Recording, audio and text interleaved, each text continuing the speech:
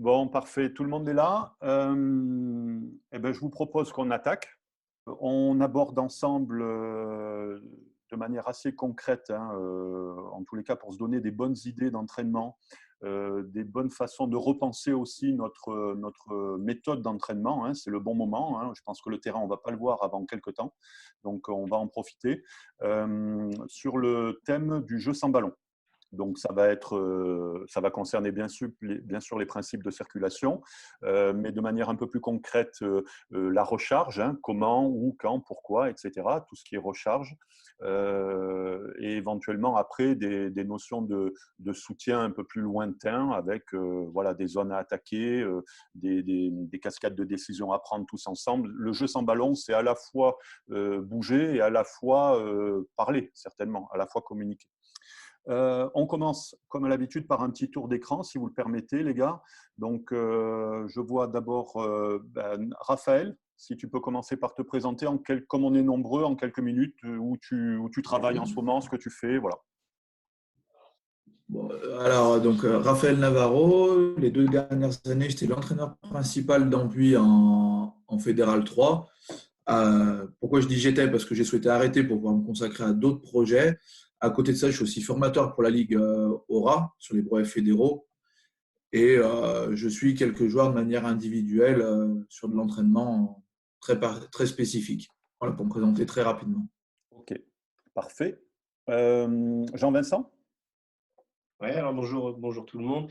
Alors moi, je suis pas en activité depuis une saison et demie. Voilà, donc j'ai été conseiller technique, j'ai fait toutes mes formations d'État. Et puis maintenant, je vais chercher d'autres petites formations. J'ai fait un DU de prépa physique et un DU récemment de prépa mentale, fort intéressant d'ailleurs. Donc voilà, il a l'idée, je suis sur le projet de repartir sur le terrain qui devrait à un moment donné se concrétiser. Et donc, c'est voilà, d'échanger avec vous. Voilà l'objectif du jeu. Ok. Notre ami du Sud, allez, le représentant sudiste. Alors, moi, c'est Owel Azo, donc je suis entraîneur de la catégorie M16 nationaux de rassemblement qui s'appelle le 15 du Gard-Laban, donc qui regroupe les clubs d'Aubagne, du Stade Phocéen et de Marseille-Ubonne. Voilà, je suis en train de passer mon DE, après avoir passé tous les brevets fédéraux, et voilà, quoi. Super. Julien, tu Ouais, nous moi, entends? Julien Forge, je suis installé sur Annecy. Ouais, installé sur Annecy depuis 6 ans et je suis entraîneur de groupe senior depuis 4 ans maintenant. Voilà, en Fédéral 2. Ok. Et Antoine? Bonjour à tous. Donc moi, je suis directeur du centre de formation à Mâcon et entraîneur adjoint sur l'équipe première, donc plutôt sur tout ce qui est mêlée, analyse vidéo, skills. Alors, ma mission principale est sur les jeunes. Super. Bienvenue à tous, hein. Il y a pas mal de têtes nouvelles et c'est cool. On introduit le sujet avec des questions un peu générales ou une approche un peu générale. On parle de jeu sans ballon. Quelle importance vous lui accordez et comment vous définiriez-vous les différentes situations de jeu sans ballon? Comment vous les isolez éventuellement dans votre approche du jeu pour notamment introduire la notion de rôle? Qui veut commencer sur ça? Est-ce que ça inspire quelqu'un? Oui, ça inspire beaucoup de choses, ou partout, quoi. C'est ça qui est important. Enfin, nous, on le voit à notre niveau Fédéral 2. Voilà, souvent, loin du ballon ou loin d'une zone de contact, les joueurs assez loin du ballon ont du mal à se mettre en mouvement et à être dans l'anticipation. Donc, autour du ballon, ça va. Tout ce qui est rôle de soutien, je trouve que voilà, nous, en Fédéral 2, on y arrive. Et alors après, par contre, la préaction plus loin, là, il y a vraiment du travail. Et nous, on appuie vraiment là-dessus la semaine pour qu'ils se mettent en action, pour qu'ils se démarquent, etc. Donc, partout, quand, tout le temps, quoi. Un ballon, 30 joueurs. Forcément, il y en a 29 qui vont jouer. Donc, toi, tu parles déjà d'identifier des cercles, hein, autour du ballon, ou en tous les cas des zones autour du ballon, avec donc des zones proches et des zones lointaines. OK? Quelqu'un d'autre? Comment on... Ouais, alors On dans un l'isole sens. notamment pour après pouvoir le travailler. Hein. Donc, c'est Jean-Vincent, oui, vas-y.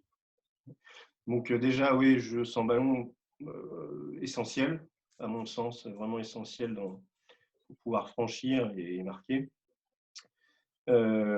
Effectivement, je rejoins sur l'idée des joueurs proches et des joueurs loin du ballon. Je pense aussi que c'est un repère qui est plutôt intéressant avec l'objectif de ce jeu sans ballon, de créer de l'incertitude à tout endroit du terrain sur le plan large, mais aussi sur le plan profond.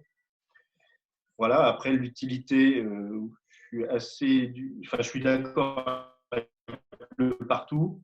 Après, avec le camp, peut-être que dans les temps faibles, ça peut être enfin, si c'est important, parce que j'associe aussi le jeu sans ballon avec la lecture de jeu, avec l'aspect, c'est-à-dire tactique. Je ne sais pas si Oui, je me très fais bien. comprendre, mais l'idée qu'à partir du moment où il y a un jeu sans ballon, il y a un multiple choix.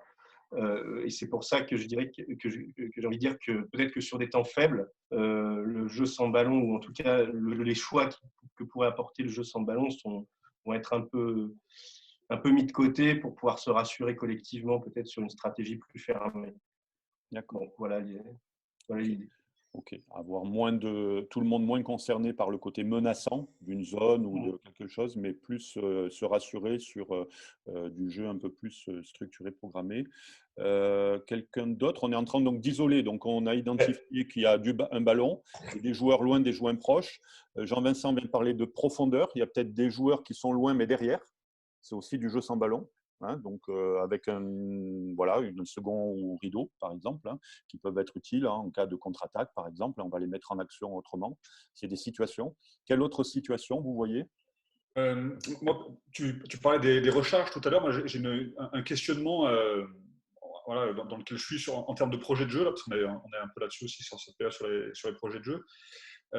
C'est-à-dire qu'une fois que dans la circulation offensive, les avants sont répartis sur la largeur, que ce soit en 2222, en 1-3-3-1, enfin en 2-4-2, peu importe, mais une fois qu'on a obtenu cette occupation sur la largeur, moi, la question que je me pose, c'est est-ce que rester sur des cellules fixes, c'est-à-dire un petit peu comme les premiers temps de jeu les ont déterminés, ou alors switcher entre ces cellules, quoi.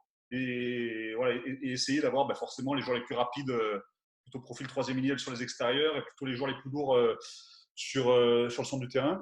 Et moi, ça m'intéressait d'échanger avec vous s'il y en avait qui avaient expérimenté un petit peu ces projets de jeu, sachant que pour l'instant, on est plutôt sur le fait que les cellules, elles se répartissent au gré des premiers temps de jeu, et que pour l'instant, on ne switch pas. Et c'est une question qu'on se pose. Moi, je ne l'ai jamais testé, et je sais qu'il y en a qui le font. Et c'était savoir si parmi les collègues, certains avaient expérimenté ce fonctionnement.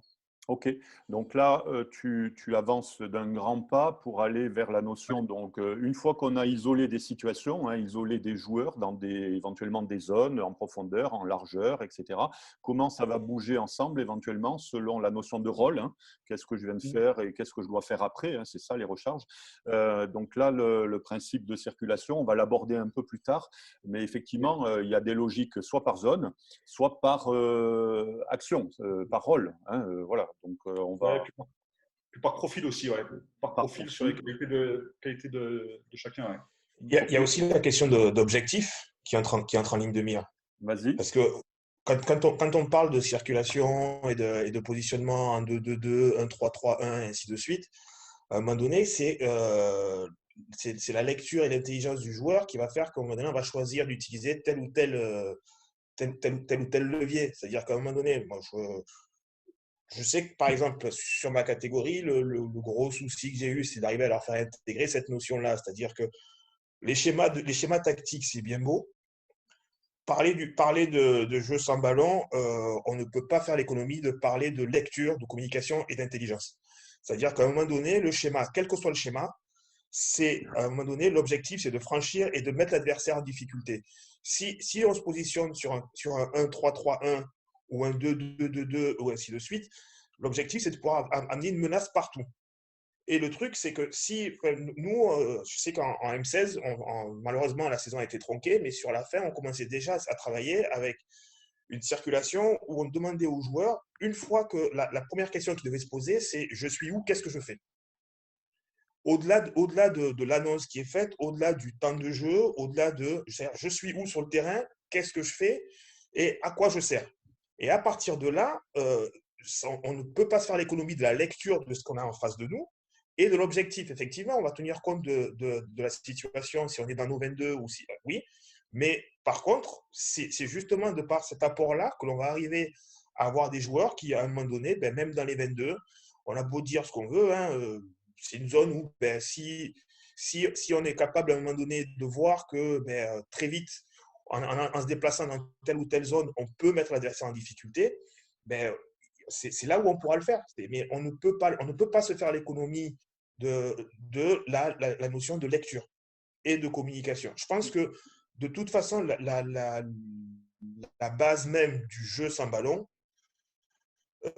pour moi, hein, c'est la lecture et la question de je suis où, je fais quoi. Ok. Donc là, tu introduis la notion donc d'action et de comment on le fait. Hein, voilà, on regarde, on voit et après on bouge, on fait des choses, etc. Donc là, on est déjà dans le comment. Moi, je voudrais, de manière, en vous contraignant peut-être un peu, mais en tous les cas, qu'on soit un peu plus analytique pour vraiment, de manière la plus exhaustive possible, comprendre les situations à l'intérieur desquelles on va devoir entraîner hein, donc des principes d'action, hein, donc ce que tu viens de dire avec des objectifs. Hein, mais est-ce qu'on les a toutes en tête? Le jeu sans ballon, donc on a parlé de soutien loin, de soutien proche par rapport au ballon. On a certainement parlé, enfin on doit certainement aussi parler de sens et de retour. Hein, il y a des principes d'action hein, de jeu sans ballon qui vont être différents que l'on veuille faire du sens, que l'on veuille faire du retour. Donc on a déjà une notion de largeur avec deux zones. Hein, c'est des situations différentes. Il y a une notion de profondeur. Jean-Vincent a dit qu'il y a des joueurs qui sont sans ballon, qui sont très loin de l'action. C'est leur boulot d'être derrière. Mais à un moment donné, il va falloir qu'ils fassent quelque chose au bon moment pour être menaçants. Ils doivent l'être aussi. L'autre moitié de joueurs, c'est la défense. C'est le jeu sans ballon aussi. Hein. Donc, bien sûr, on va parler d'attaque. Mais si je parle de défense, c'est que peut-être rendre des joueurs réactifs, comprendre les principes d'action du jeu sans ballon, en premier lieu, quand on travaille dans la défense, c'est là qu'ils vont prendre des vrais réflexes de communication, de circuler plus vite que les autres, etc. etc. Parce que l'objectif est toujours le même, hein, c'est celui qui circule le plus vite hein, qui gagne. Soit tu es en défense, soit tu es en attaque. Donc, voilà. Donc, quand on parle de jeu sans ballon, on va entraîner la défense, c'est du jeu sans ballon. On va entraîner autour du ballon des joueurs qui sont proches, des joueurs qui sont loin dans le sens, des joueurs qui sont proches et loin dans le retour et des joueurs qui sont profonds. Et ça fait autant de situations en fait à entraîner. Alors après, dans le jeu global, il va falloir orchestrer tout ça. Et l'une des grandes difficultés, c'est que l'entraîneur n'a que deux yeux. Souvent, nos yeux, ils sont focalisés sur la zone ballon, avec est-ce que tu as bien agi, les contacts, les machins, est-ce qu'on avance, est-ce qu'on n'avance pas, est-ce que voilà, on est bon dans le jeu avec ballon hein, et les soutiens proches et tout ça. Mais nous, nos yeux, si on veut entraîner le jeu sans ballon, ou en tous les cas, notre façon d'entraîner, elle doit changer pour voir autrement et voir tout ça. C'est quand même… voilà, on va voir comment on le fait maintenant. Enfin, en tous les cas, on va creuser. Donc, pour introduire cette notion-là de jeu sans ballon, on a fait un petit peu de décortiquage de rôle et de situation d'entraînement. Vous avez commencé à lancer des sujets sur les principes de circulation et sur les principes d'action. Donc, on va y rentrer par, je dirais presque par situation, par exemple. Hein. Pour vous, on arrivera après, Antoine, sur les principes de circulation, certainement de manière très logique. Pour vous, les joueurs qui sont des soutiens loin, le plus loin possible et sur la largeur, qu'est-ce que vous leur demandez de faire? Démarquer. Se démarquer. C'est ça que tu dis, Antoine, hein, se démarquer. Okay. En tout cas, de préparer l'action d'après dans la zone où ils sont. Donc, préparer, se démarquer. On leur demande aussi de rester connectés, nous. Connecter. C'est par rapport à quoi? Déjà, par rapport à celui qui pourrait…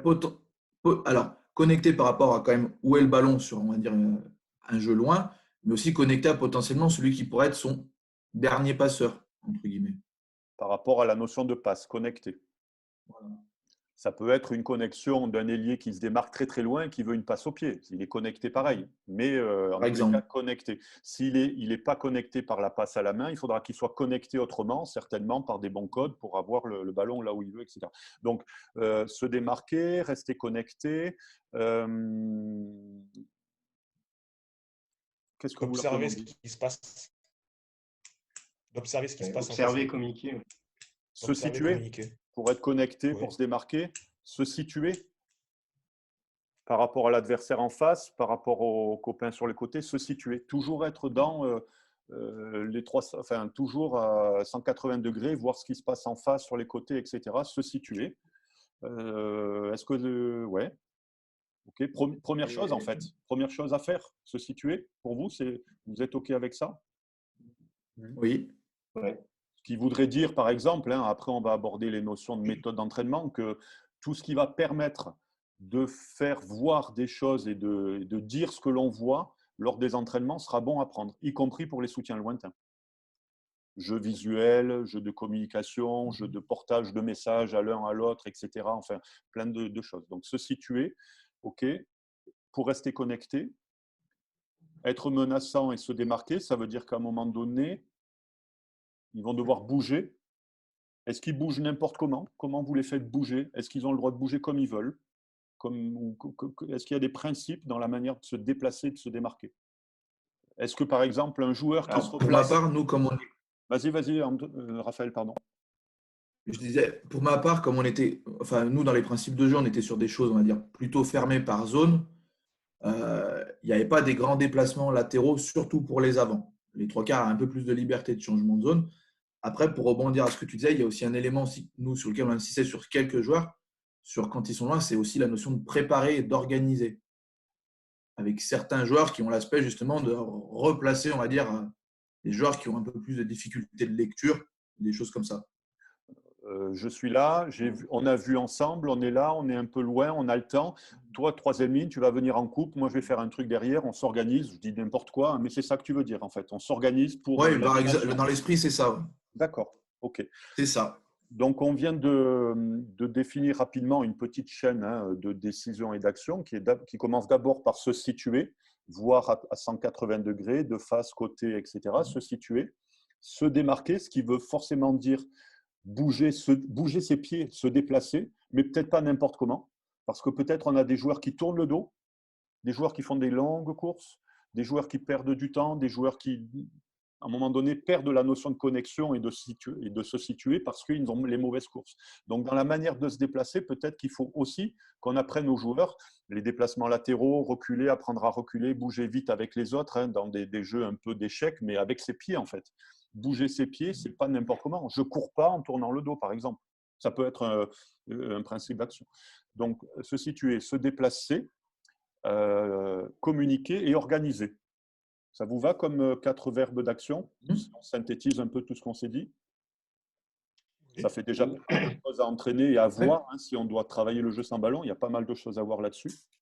Et de situations à créer pour être efficace sur ces 4 types d'actions-là.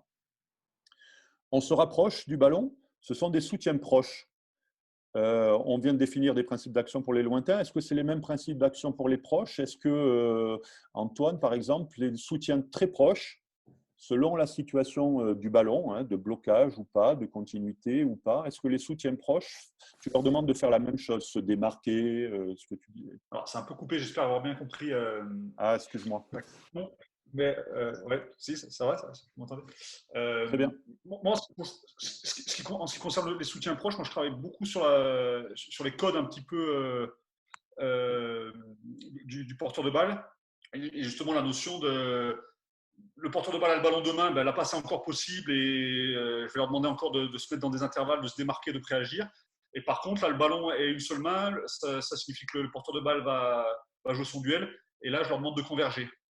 Et voilà, on travaille beaucoup avec cette notion de triangle qui va être plus ou moins grand en fonction de l'action du porteur de balle et de sa distance par rapport à la défense. Savoir si c'est la question, est-ce que la passe est encore possible ou pas, et que les joueurs, les soutiens proches notamment, soient sensibles à ça, quoi. Pour toi, les soutiens proches, c'est des soutiens dans la zone ballon. Cellule ballon égale soutien proche. Ouais, Est-ce que tout le monde est pour d'accord moi, avec ça? enfin, ouais, quand parle de soutien proche, ouais, c'est vraiment le. En gros, moi, je considère le soutien inté et le soutien exté, quoi. Ah, Ok. Voilà. Oui, c'est vas-y. deux joueurs, en fait. C'est les deux, trois qui sont autour du porteur, en fait. Est-ce que pour Ouais. vous, si on parle des soutiens loin qui sont très excentrés mais connectés, hein, donc par la voix ou par la passe, est-ce que pour vous, il n'y a pas à différencier les joueurs cellules ballon qui ont des missions de continuité, de conservation, des soutiens proches qui seraient éventuellement des soutiens Ouais. entre 9 et 10, des soutiens très à côté du 10, par exemple, tu vois, donc qui sont des soutiens qui sont déjà un peu organisés, hein, selon nos principes de relance, par exemple. Hein. Est-ce que, voilà, est-ce qu'il n'y a pas trois types de jeux sans ballon, en fait? Très loin, Oui. proche et cellule ballon. Oui, mais avec toujours le même objectif, quoi. C'est toujours d'avoir de la continuité dans le jeu. Bien Tu vois, sûr. parce que même sur les soutiens proches autour d'un ruck, par exemple, évidemment qu'il aura un rôle de soutien offensif si jamais le duel est joué par le porteur de balle, mais garder toujours à l'esprit de dire il faut créer de la continuité. Enfin, nous, en tout cas, c'est ce qu'on leur demande. Donc, oui, je rejoins un petit peu le travail de tenir le ballon à deux mains pour pouvoir créer une extra passe, quoi. Mais il faut aussi qu'il soit quand même assez réactif à se dire est-ce que je vais avoir le ballon ou est-ce que je vais devoir soutenir le porteur de balle. Mais en tout cas, il faut que le principe soit le même, c'est l'idée de faire vivre le ballon et qu'il y ait de la continuité dans le jeu, quoi. Ok, ok, ok, ok. Je creuse un peu là-dessus parce que ça me semble des principes d'action différents selon qu'on soit soutien ballon, vraiment, au porteur, ou soutien proche. Je m'explique, donc il va toujours y avoir, hein, donc d'abord se situer, voir, ok, mais on ne va pas voir la même chose en fait. Quand on est soutien proche porteur, on va regarder d'abord l'action du porteur, ce qu'il fait, s'il se dégage ses bras, s'il avance pas pour m'adapter. S'il tombe au sol, j'ai des rôles, des choses à faire différentes. Donc, je ne vais pas entraîner, bien sûr, les soutiens autour du ballon en leur demandant de voir la même chose. Par contre, les soutiens qui sont proches, pas forcément dans la zone ballon et pas très lointains, ils sont proches, ils sont disponibles entre 9 et 10, après le 10. Ceux-là, on va leur demander peut-être de se situer, non pas par rapport au porteur du ballon, mais par rapport à l'espace, par rapport aux défenseurs. Ce n'est pas les mêmes principes d'action. Est-ce que vous voyez ce que je veux dire? Dans la manière d'entraîner et dans nos observables, on va, à nos joueurs qui sont en avance ou qui soient en retard, peu importe, on va leur demander d'être menaçants par rapport à la défense, ceux qui sont proches. Par contre, s'ils sont dans la zone ballon, ils ne vont pas avoir les mêmes observables. Tu ne Non, regardes pas les espaces, tu ne regardes que le porteur et les méchants. Tu vois, ce n'est pas les mêmes situations d'entraînement, quoi. Par exemple, hein, voilà. Donc, pour repartir des soutiens loin, on disait se situer à 180 degrés, se déplacer pour se démarquer, d'accord, se déplacer pour se démarquer, communiquer et organiser. Les soutiens proches qui ne sont pas encore dans la zone du ballon, le ballon va leur arriver. Il faut qu'ils se situent toujours à 180 degrés, mais peut-être, bien sûr qu'ils doivent se démarquer, mais peut-être qu'ils se placent comme on souhaite qu'ils se placent. C'est-à-dire qu'ils se placent selon nos cellules après le 10, selon nos cellules entre le 9 et le 10. Ce n'est pas la même façon d'être menaçant, en fait. Ils sont menaçants en se plaçant comme nous, on a prévu, entre guillemets, ou en tous les cas, comme les leaders de jeu, comme les leaders de jeu vont avoir besoin d'appui sur des soutiens proches.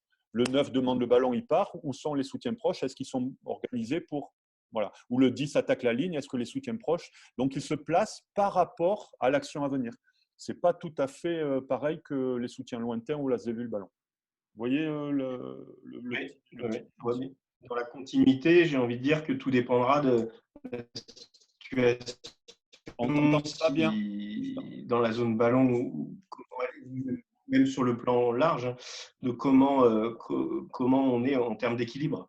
C'est-à-dire, en gros, est-ce qu'on a avancé fort, est-ce qu'on n'a pas avancé? Et tout ça va peut-être induire des cellules différentes. Je m'explique, est-ce que les cellules de 3 ou de 4 ou de losange ou de rectangle, peu importe le type de cellule, à un moment donné vont être utiles si on a avancé très très fort dans le même axe? Est-ce qu'après un simple jeu déployé, le simple jeu déployé ne suffit pas. Et tout ça. C'est du rugby. Non, mais C'est le Si rugby, mais si il on faut a savoir le- avancé, si on a avancé très très fort et qu'on a briqué la défense, après c'est du rugby. Voilà. C'est-à-dire qu'il ne faut pas retomber dans du schéma pour du schéma. C'est-à-dire qu'à un moment donné, justement, c'est là où le jeu sans ballon intervient. Parce que le truc, c'est que toute la partie dont tu parles, toi, avant, c'est-à-dire que le soutien proche, la cellule de conservation, les joueurs loin, dès lors qu'on a avancé profond dans la défense et qu'on a briqué, ils vont avoir un rôle toutes ces différent. cellules-là, elles sautent et ça Il y devient aura un rôle différent. du jeu en lecture. Ils Ça se devient mettent en du mou- jeu en lecture. ils C'est-à-dire se que c'est mettent là en où on va mouvement. jouer sans ballon, on va se mettre en mouvement. Et donc, la notion de ballon à 2 mains ou ballon à une main, on a franchi. Ça devient du rugby. L'objectif, c'est que justement, garder la célérité pour pouvoir empêcher la défense de revenir. Et donc là, c'est là où on va se mettre en mouvement et jouer sans plus recréer de cellules, en fait, sans plus recréer de schéma, où on va jouer justement comment ça se passe, quoi. Si on break. C'est ça, c'est d'où l'importance de la lecture, du rapport de force. D'où l'importance de la lecture du rapport de force. Et oui. OK. Donc, les soutiens proches, entre 9, 10, 10, c'est-à-dire ce sont des joueurs qui sont disponibles pour le temps d'après, pas forcément le temps du pendant, hein, le temps du porteur, mais le temps d'après le porteur. Ils vont s'adapter effectivement aux situations de blocage, rapport de force, etc. Mais ils vont se placer différemment que les soutiens lointains. Ils ne vont pas avoir les mêmes repères, notamment par rapport aux espaces à attaquer, par rapport à la situation de la défense, etc.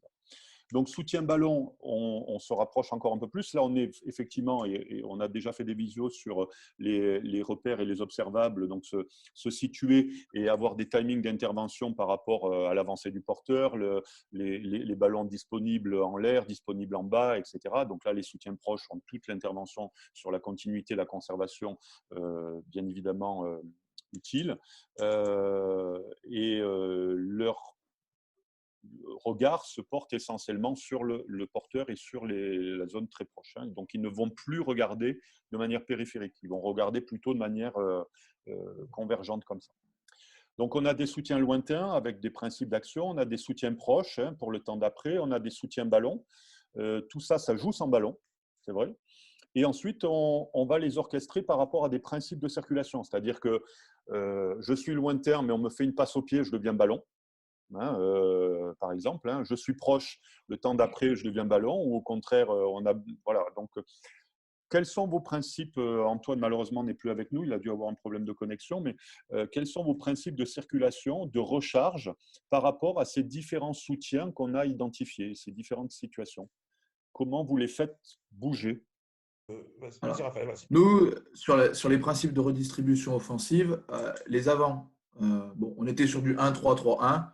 Ils sont cantonnés à des couloirs de 15 mètres, avec possibilité de bouger 2 couloirs de 15 mètres uniquement pour les joueurs qui sont sur les couloirs des 15. Les joueurs qui étaient au milieu, on préférait pas les faire bouger parce qu'on avait un gros problème de lecture chez ces joueurs-là. Et souvent, on se retrouvait en forme de grappe. Comme on était déjà sur des principes de vouloir plutôt étirer, donc on a été sur des choses très figées. Après, au niveau des 3/4, on avait identifié donc 3 joueurs leaders, 9, 10, 15 qui, eux, pouvaient bouger, on va dire, à peu près partout sur la largeur du terrain. Les ailiers avaient une possibilité de mouvoir sur 3 zones et les centres, les 4 zones aussi. Donc voilà, ça, c'est les grands principes généraux qu'on avait sur la circulation de nos joueurs. Par rapport à l'intervention que faisait Antoine et sur le fait de re-switcher après, on va dire, premier temps de jeu, nous, on a pris le parti pris de dire que les numéros de joueurs se répartissent dans des zones, peu importe le lancement. Et c'est-à-dire que si, admettons, le troisième lignel, on était sur une touche, il avait à traverser tout le terrain, et il traversait tout le terrain, il n'allait pas se retrouver en premier soutien. Voilà, pour donner un peu les idées. On prenait le principe de basculer les joueurs très vite dans la zone. Potentiellement, c'était une prise de risque sur le premier temps de jeu. Donc, sur les autres temps, les principes de recharge et de jeu sans ballon, c'était par zone. C'est-à-dire que tu restes dans ta zone à chaque fois ou tu changes de zone? C'est ça. C'est par zone. C'est ça. Pour les avants, oui. Pour les 3/4, ils pouvaient circuler. Ouais, entre 4 et 3 zones et ils peuvent bouger. C'est ça. Donc, Donc, une proposition de circulation par Raphaël, plutôt par zone pour les avants, avec des principes de recharge par zone. On reste dans les zones, donc on recharge par zone. Est-ce qu'il y a d'autres types de circulation qui sont travaillés au Garlaban ou à Annecy? Comment vous travaillez ça? Ouais, ça dépend de la forme de jeu. La forme de jeu de Raphaël, on l'utilise aussi, hein, avec du liant avant trois quarts sur toute la largeur. Et puis, il y a aussi la forme de jeu où on décide d'aller attaquer plus directement, où là, il n'y aura pas les avants placés au milieu avec des cellules, etc., par bloc. Et là, la notion de soutien, ce n'est pas la même. Puisqu'il y a une forme de jeu où on a toute la largeur, il y a un gros travail de replacement et de placement au milieu du terrain. Et sur un jeu direct, il nous faut des soutiens très proches pour créer vite de la continuité sur une ou deux passes. Donc, ça va vraiment dépendre de la forme de jeu. C'est vrai que nous, le plus dur, c'est de pouvoir basculer d'une forme à une autre en gardant toujours cet esprit de jeu sans ballon, quoi. Après, toujours dans l'idée quand même d'avoir un déplacement quand même limité, notamment sur le 5 de devant, même si les deux ennemis, on arrive quand même à les faire courir un peu plus, mais toujours en limitant quand même les déplacements, notamment des joueurs plus lourds quand même. On ne va pas les faire courir et leur demander de les soutenir dans des zones très lointaines. Mais voilà, il y a vraiment une différence dans l'appréciation du jeu sans ballon selon ta forme.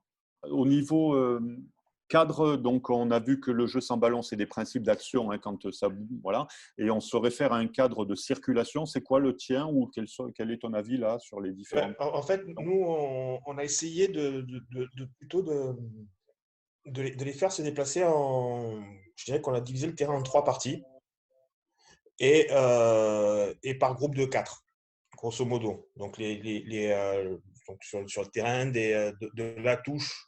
de la touche aux 20 mètres, des 20 mètres aux 20 mètres et ainsi de suite. Et du coup, si tu veux, nous, on leur demande de recharger en switchant, c'est-à-dire que grosso modo, les deux moins rapides vont rester sur les zones externes et un petit peu sur la zone du milieu, mais pas trop. Et c'est les 4 qui sont au milieu qui vont faire en sorte d'alimenter à droite et à gauche, 2 par 2, grosso modo. Tu veux, c'est une espèce de 4-4 qui peut se transformer en 2-4-2 ou ainsi de suite en fonction de comment le ballon sort, s'il sort vite, s'il sort pas vite, si on veut attaquer fort dans l'axe du terrain et ainsi de suite. Mais ça, si tu veux, ça, c'est la théorie. Dans la pratique, on était loin d'être arrivé à ça et on est passé par d'abord la notion de 4-4 figés et on commençait à les faire un petit peu circuler et switcher vers le milieu du terrain et ainsi de suite. Okay. Donc voilà comment on fonctionnait. Ok, bon, sujet vaste, sujet à régler entre staff et par rapport à ses ressources de joueurs, hein, compréhension physique, etc. Voilà, hein, on insiste, on l'a dit à plusieurs reprises, il n'y a pas de vérité, hein, sur les principes de circulation. Hein, voilà, chacun trouvera sa bonne formule. Par contre, effectivement, on va analyser la performance en match, mais aussi entraîner le jeu sans ballon en fonction des principes d'action qu'on a vus dans le premier temps de partage, et puis en fonction de principes de circulation qui doivent être bien assimilés, quoi. Voilà. C'est ce cadre-là général qu'il faut d'abord s'assurer de bien faire maîtriser par les joueurs pour pouvoir après éventuellement leur gueuler dessus ou voilà, sur des rôles de recharge, enfin, ou des actions de recharge qu'ils n'auraient pas bien faites. Hein, voilà. Donc le cadre qui va permettre entre soutien lointain, soutien proche, cellule ballon, de bouger selon des principes de circulation. On va essayer de creuser des situations d'entraînement et voir comment on peut entraîner le jeu sans ballon, hein, voilà, avec des outils, avec une façon et des méthodes peut-être différentes. Hein. Est-ce que vous avez, vous, réfléchi, hein, des propositions? Comment vous entraînez le jeu sans ballon, en fait? Alors, ce que j'essaie de faire un petit peu quand on est sensibilisé au jeu sans ballon et on pourrait dire à l'activité du joueur quand il ne l'a pas dans les mains. Bon, en formule très facile d'éveil, tout ce qui est les petits jeux de passe à 10, mais sur des effectifs très très réduits dans un premier temps, et après globalisé avec des règles spécifiques. Ce qu'on faisait pas mal pour la défense, mais qu'on l'utilisait aussi pour l'attaque, basculer avec des règles adaptées type le football américain, où automatiquement l'attaquant va se retrouver avec une menace que n'importe qui peut le plaquer, va faire que l'attaquant ne peut plus se reposer. Il est obligé d'être tout le temps en analyse de ce que fait la défense. Avec cette notion, comme on l'évoquait tout à l'heure, avec la distance qu'on peut avoir au ballon, il n'y a pas les mêmes comportements à avoir. Ça, c'est un petit peu les…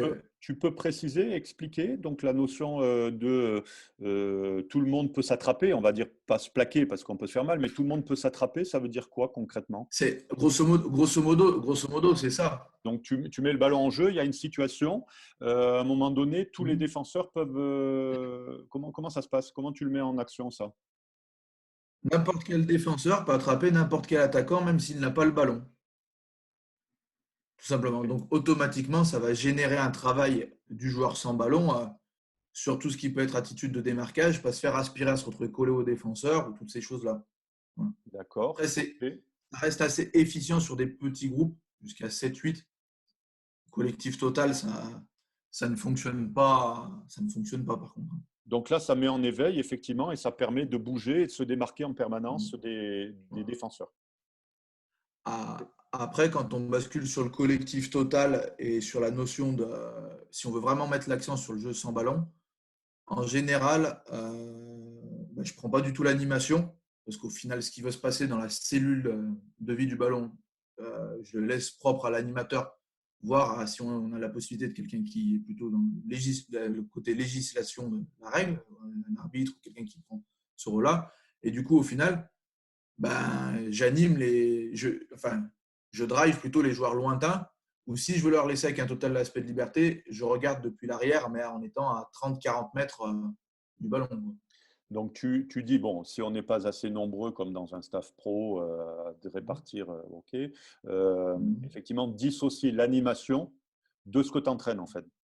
Donc si tu entraînes le jeu sans ballon, l'animation, il faut la faire autrement. Okay.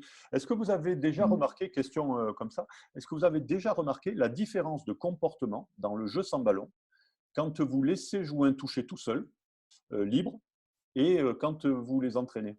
Est-ce que vous avez déjà remarqué une différence dans le jeu sans ballon et des comportements des joueurs sans ballon? Non? Oui. Enfin, je ne sais pas. Enfin, après, souvent, c'est plus vivant. Et même le petit mec qui ne parle jamais en match ou qui ne bouge pas trop en match, souvent, il est là à demander le ballon parce que lui, il a vu… Enfin, quand le jeu est libre, en fait, et qu'ils sont autonomes, finalement, ils jouent sans ballon plus facilement, peut-être que quand on les entraîne. Je ne sais pas, hein, mais… ouais, plus d'initiative, en tout cas. Plus d'initiative, ouais. Jules, ton micro a été coupé. Ouais, c'est ça. Tu voulais dire quoi? Oui, ils avancent plus peut-être. Ouais. Oui, c'est vrai, quand on fait les touchés de début, il y a beaucoup de déchets aussi, mais il y a la notion d'avancer, ça c'est sûr. Ouais. Ouais, d'initiative, d'avancer peut-être. Ouais. Appeler le ballon, se démarquer, etc. En tous les cas, pour revenir à ce que disait Raphaël, si tu dissocies ce que tu entraînes de l'animation, à la fois, bon, tu peux donner l'animation à ton binôme, hein, il anime et toi tu regardes autre chose et tu entraînes autre chose, mais pourquoi pas penser à entraîner à deux sans ballon, un de chaque côté, ou un sur chaque ligne, enfin tu vois, bon, un défense, un attaque, ou un sur le sens et l'un sur le retour, et puis l'animation, les joueurs peuvent s'en occuper, quoi. Enfin, après, hein, c'est en tous les cas dissocier l'animation de ce que tu entraînes. Ok, bonne idée. Quelqu'un a d'autres idées pour entraîner le jeu sans ballon, d'autres façons de faire? Nous, on a testé un truc, c'est à plusieurs, en fait. On le fait à plusieurs. Un qui va animer pour le lancement de jeu, et un, voire deux entraîneurs. Nous, on est trois, on est quatre sur la catégorie, sur le groupe national. Et donc, avec deux ballons. Et donc, du coup, à n'importe quel moment, on peut introduire un ballon sur un autre groupe. Ce qui fait que du coup, les gamins ils sont obligés de regarder combien j'ai de défenseurs en face de moi, où ils sont, est-ce que je peux me démarquer, parce qu'à n'importe quel moment, on peut introduire un ballon sur n'importe quelle phase de jeu. Et après, effectivement, si dans le premier temps, ça a breaké, on laisse jouer. Ok. Donc, tu maintiens chaque, en éveil chaque entraîneur est plus ou moins responsable. Voilà. Et tu fais relancer le jeu de n'importe quel endroit. Le joueur qui est loin. De n'importe quel endroit, en fait. Ouais.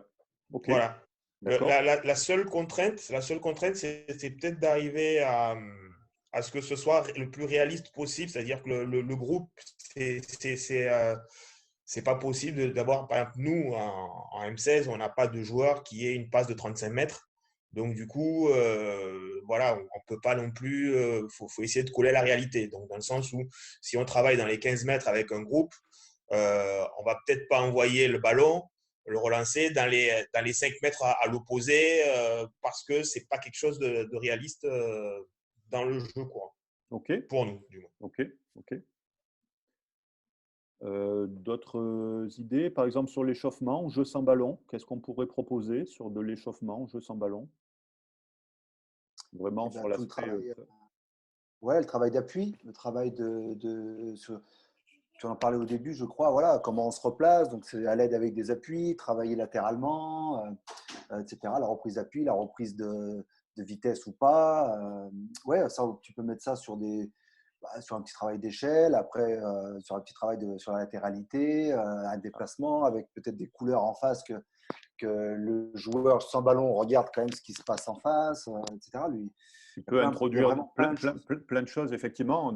Tu étais dans la mobilisation articulaire et musculaire, hein, donc effectivement, on commence Mhm. l'entraînement, mais on a un circuit de recharge, en fait.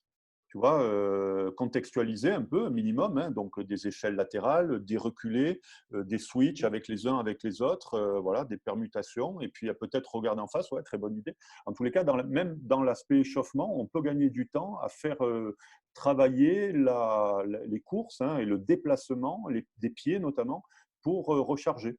Donc des circuits de motricité sur les recharges.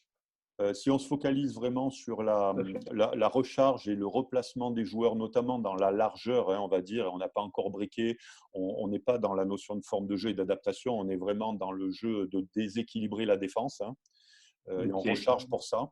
Comment on peut travailler la communication?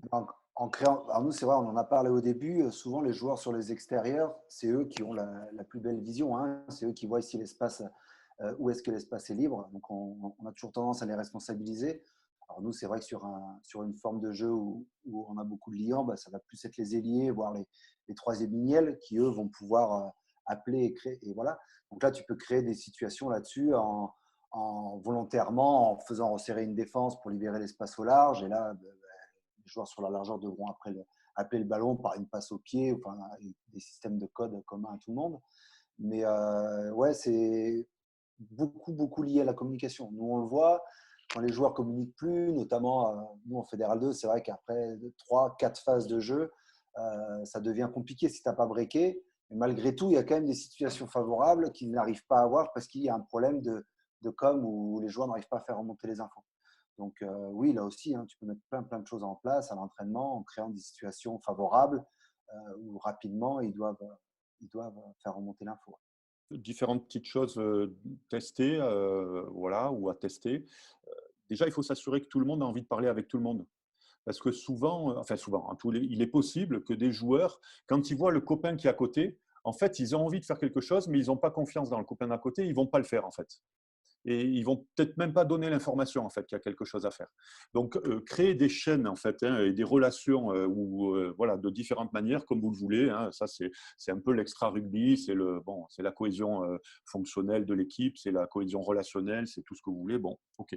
Mais attention à ça. Souvent on pense que c'est évident de le faire, sauf que le gars il n'a pas envie de le faire avec, tout à fait de la même manière avec tel et tel joueur. Souvent, on perd du lien là-dessus. Sinon, donc, je pensais vous proposer de tester des jeux de relais dans la communication. Vous savez, des jeux où on lance une équation, par exemple, et puis après, on rajoute des choses, hein, entre différents relais, où on lance une phrase, le fameux téléphone arabe, et puis on voit jusqu'où la phrase va aller, entre les soutiens lointains et les soutiens ballons, en passant par les soutiens proches, en faisant changer de zone éventuellement, en faisant faire des sprints et en switchant entre zones, en mettant en fatigue, hein, et voir ce que donne la notion de relais de communication. Et vérifier si finalement il y a une efficience, hein, dans la manière de se passer l'information et de bouger vite pour atteindre des zones tout en se passant l'information. C'est des jeux de relais que vous pouvez imaginer. Je vous donne un cadre général. Il y a plein de choses à faire là-dessus. Des zones au sol qu'on doit atteindre tout en résolvant des équations ou en se donnant des phrases qui doivent être transmises à d'autres sur d'autres zones. Enfin, il y a plein de choses qui sont liées au paysage et au principe de circulation que vous donnez, hein. Donc, des jeux de relais. Ça, c'est peut-être à tester. Hein. Donc, à la fois sur de la vitesse de déplacement, où on garde la notion de vitesse, on fait des choses plus vite que les autres, et la notion d'efficacité dans la communication. Voilà. Ça, c'est une première chose. Ensuite, en termes d'identification, hein, la vision à 180 degrés, peut-être tester aussi le fait de mettre en face dans la défense des chasubles, des mecs qui ont un bob, un cône, n'importe quoi, et qui vont se déplacer et qui sont en fait des failles dans la défense. C'est-à-dire que physiquement, ils vont représenter des failles. Et il faut identifier ces failles-là. C'est le chasuble, en fait, c'est le maillon faible. Et il faut qu'en face, l'attaque parle vite et se déplace vite pour attaquer ces maillons faibles-là. Et éventuellement, en leur faisant donner des chiffres en plus à lire. Hein. Donc, ma zone, il y a le maillon faible dans ma zone. Il faut qu'on dise quelque chose pour y aller. Et en plus, il faut que je dise le 4 parce qu'il m'a montré le 4, par exemple. J'en sais rien. Donc, situer les faiblesses à l'avance de la défense, tu vois, de manière un peu artificielle. Et ensuite, bouger pour les attaquer vite ensemble, quoi. De différentes manières. Organisé, jeu libre, hein, par cellule, pas par cellule, ça c'est vous qui voyez. Je voulais aussi vous proposer, vous parler de peut-être hein, d'avoir des zones qui correspondent à votre principe de circulation ou pas, d'accord? Et à un moment donné, puisqu'en fait, c'est une vitesse, hein, c'est faire les choses plus vite que les autres, se replacer plus vite, hein, donc soit en défense ou en attaque, c'est ce rapport-là de course de vitesse hein, qu'il faut. On arrête, pouf, on siffle. Où est-ce qu'on se situe? Vous donnez 5 secondes, 10 secondes, au début 15 secondes s'il faut, pour que tout le monde se situe, à la fois la défense en face et mes copains dans les différentes zones. Et à un moment donné, deuxième coup de sifflet, tout le monde bascule. Soit vous faites basculer en gardant les statuts identiques, c'est-à-dire que seulement les attaquants basculent. Moi, j'occupe une zone où j'occupe un territoire, je vais basculer avec les autres et on va se retrouver dans le même paysage, mais on va changer de rôle en fait. Je disais se mélanger pour se réadapter derrière. Exactement. On arrête le jeu, on a une certaine organisation. Okay, il y a des joueurs en retard, il y a des joueurs dans le petit côté, il y a des joueurs en avance, des soutiens loin, des soutiens proches, des soutiens ballon. Vous redéfinissez bien tous les rôles, toutes les situations, et vous donnez un temps de lecture et un temps d'action pour très vite, hein, là aussi c'est en sprint, hein, recharger le plus vite possible et venir occuper le rôle des autres. Et qu'on comprenne les différents rôles comme ça. Mais vous pouvez aussi le faire en switchant entre l'attaque et la défense. La recharge va se faire. Moi, je vais occuper, je suis attaquant, j'occupe une zone, je vais me retrouver en défense exactement là où se trouve la défense, c'est-à-dire je vais occuper quasiment poste pour poste hein, la place de mon copain d'en face. Et la défense revient recharger très vite, le plus vite possible pour être menaçant. Et c'est celui qui gagne la vitesse, la course de vitesse. C'est de la recharge et en même temps de la lecture, quoi, par exemple. Vous voyez, ces notions de scénario, de rôle, de faire vivre des choses vite, voilà. Et bien sûr, là, l'animation, c'est pas qu'on s'en fout, hein, mais c'est pas important Là, l'important, c'est de voir nous de manière assez périphérique. Attention de ne pas avoir trop de repères à regarder. Donc, voilà, c'est compliqué à faire bouger tout le monde et à réguler tout le monde. Donc, on va peut-être réguler d'abord les soutiens lointains, après les soutiens proches, après on va mixer un peu. Bon, voilà, faites attention dans la progression de ce genre de travail-là. J'ai abordé une notion. Qu'est-ce que vous pensez de la situation même, la position physique quand on entraîne le jeu sans ballon des entraîneurs? Comment vous la voyez? Qu'est-ce qu'on peut faire de différent? Qu'est-ce qu'on doit faire? Voilà. Moi, ce que je disais tout à l'heure, c'est derrière l'attaque. Enfin, d'accord. Derrière, un peu plus en retrait, derrière l'attaque? Oui. Ok. Nous, c'est vrai qu'on est quand même plusieurs, on est quand même 3-4 à chaque fois. L'idée, c'est que on parle beaucoup du jeu sans ballon, mais il y a aussi le travail défensif. Donc, du coup, on met quelqu'un aussi derrière la défense qui va les faire circuler, qui va leur apprendre aussi, puisqu'ils n'ont pas le ballon à ce moment-là, les 15 là. Donc, nous, il y a toujours quelqu'un derrière la défense, et c'est vrai qu'il y a toujours quelqu'un plus ou moins loin derrière l'attaque, hein, même principe. Mais on en met deux quand même, parce que pour nous, le jeu sans ballon, nous, on l'a vu cette année, on On n'a pas eu beaucoup, tu vois, en possession. On a fait une possession assez faible. Donc, du coup, on a quand même beaucoup travaillé aussi l'aspect défensif, comment circuler vite, pour se replacer vite, pour que l'adversaire soit un peu écœuré et nous rendre le ballon à ce moment-là. Tu vois, c'était quand même une arme importante chez nous. Donc, le jeu sans ballon sur le travail défensif, c'est quelque chose qu'on a beaucoup vu cette année, qu'on n'avait pas vu du tout l'année d'avant, par exemple. D'accord. C'est vrai qu'on n'en parle pas beaucoup là, mais il y a des choses à mettre en place là-dessus quand même, Le sur le rôle, remplacement défensif. mais notre rôle, le rôle de l'entraîneur change un petit peu, c'est-à-dire qu'il doit être plus en vision périphérique, comme le disait Raphaël. Peut-être que certains jours, abandonner la notion d'un entraîneur pour la défense, un entraîneur pour l'attaque, et plutôt un entraîneur pour le côté sens, un entraîneur, tu vois, en fait, tu vois, par zone, et qu'on voit un peu comment ça circule. Et éventuellement, l'entraîneur qui est lui-même périphérique, parce qu'il est très loin de l'action, il va regarder vraiment les joueurs qui le concernent, soutien lointain, et s'il voit qu'il y a un problème, il fait perdre une possession, quoi. C'est pas rechargé, tu ne démarques pas, tu ne sers à rien, tu ne vis pas, il n'y a pas de menace. Pouf, ballon perdu. Mais je suis loin, le ballon n'y est pas encore. Ballon perdu, parce que tu es loin et justement, tu as des choses à faire. Donc, animer, enfin, non pas animer, mais entraîner différemment, quoi. Et avec des rôles différents et des situations physiques différentes.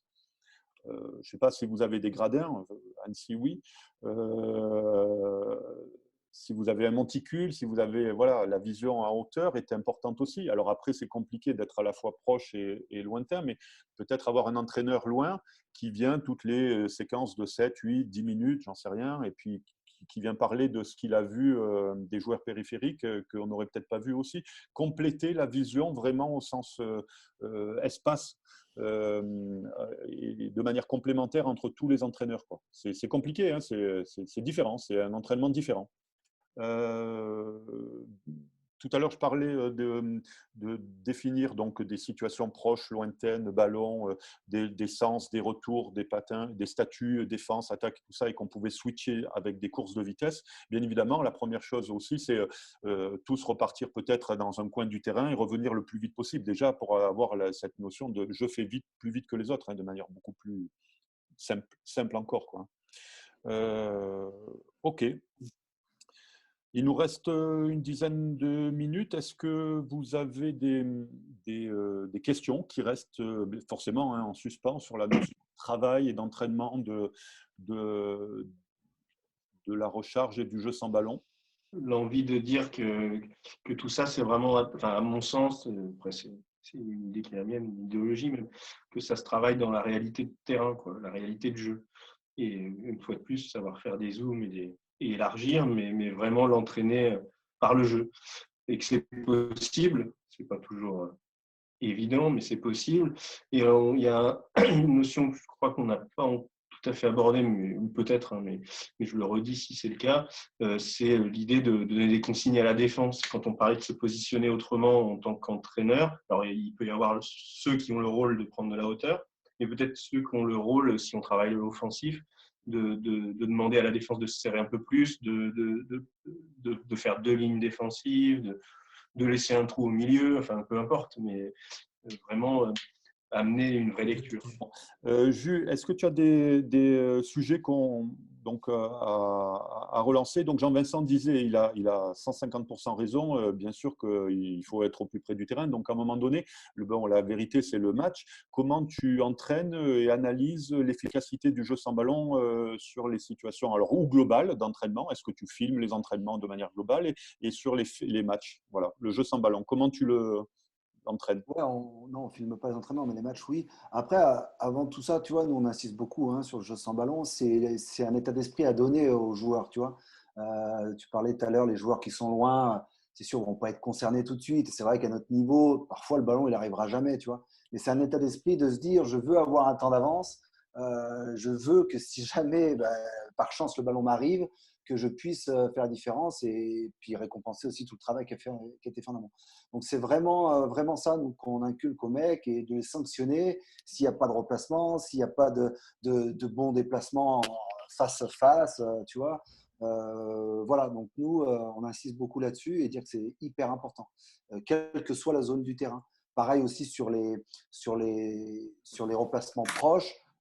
C'est se dire être toujours utile. Tu vois, parfois, tu viens de faire un soutien offensif, tu t'es relevé évidemment, tu n'as pas le temps de repartir dans une cellule. Bah, c'est se dire, je dois servir quelque chose, probablement en l'heure, puisque je viens de me replacer. Je suis peut-être même tout seul. Donc, l'idée, c'est que les animateurs ne me servent pas.